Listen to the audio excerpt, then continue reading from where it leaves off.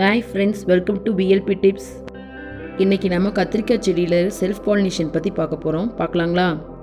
கத்திரிக்காய் செடியில் பூ வந்திருக்கு பார்த்தீங்களா? அந்த பூவை நான் தட்டுற மாதிரி லைட்டாக தட்டினீங்கன்னா மகரந்த தூள் கிடைக்கும். பவுடர் ஃபார்மில் கிடைக்கிது பார்த்தீங்களா? உங்களுக்காக நல்லா காட்டுறேன் பாருங்கள். இந்த மாதிரி பொறுமையாக தட்டினீங்களா நிறைய கிடைக்கும் பாருங்கள். ஒயிட்டாக டஸ்ட்டு ஃபார்மில் கிடச்சிருக்கு பாருங்கள். இதை நீங்கள் சூலகத்தில் அப்ளை பண்ணிட்டீங்கன்னா காய் பிடிச்சிருங்க. அவ்வளோதாங்க. பாருங்கள், இந்த க்ரீன் கலராக இருக்குது பாருங்கள். அந்த க்ரீன் கலரில் நல்லா அப்ளை பண்ணிக்க வேண்டியதாங்க.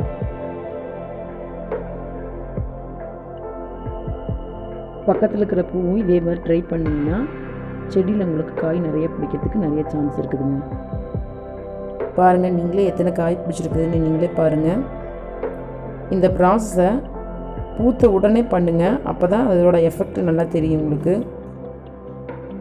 இது மட்டும் இல்லைங்க, நம்ம தோட்டத்தில் வந்து பார்த்திங்கன்னா நிறைய பூச்செடியெலாம் வைங்க. இந்த பூச்செடியில் பார்த்திங்கன்னா கலர்ஃபுல்லாக இருக்கிற பூச்செடிக்கு கண்டிப்பாக வந்து பட்டாம்பூச்சி வருங்க. இந்த பட்டாம்பூச்சினாலேயும் மகரந்த சேர்க்கை ஏற்படும். இதனால் நம்மளுக்கு காய் அதிகமாக பிடிக்க சான்சஸ் அதிகமாக இருக்குதுங்க.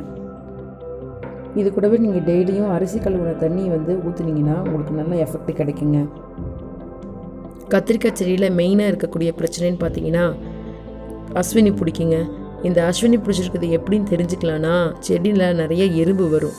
இந்த எறும்பு வர்றதை பார்த்துக்கலாம். இலையை நீங்கள் திருப்பி பார்த்தீங்கன்னாவே நல்லா தெரியும். வாரம் ஒரு தடவை நீங்கள் வேப்ப எண்ணெயோ வேப்ப முன்னாக்கோ தண்ணியில் கலந்து ஸ்ப்ரே பண்ணிகிட்டே இருந்தீங்கன்னா இந்த அஸ்வினி பிடிக்காதுங்க.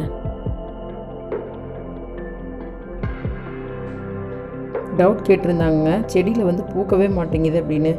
பூக்கிறதுக்கு நம்ம என்ன பண்ணணுன்னாங்க, பெருங்காயம் இருக்கு இல்லைங்க, அதை நீங்கள் தண்ணியில் நல்லா மிக்ஸ் பண்ணி ஸ்ப்ரே பண்ணி விட்டுட்டே இருந்தீங்கன்னா அதிகமாக பூ பூக்குங்க.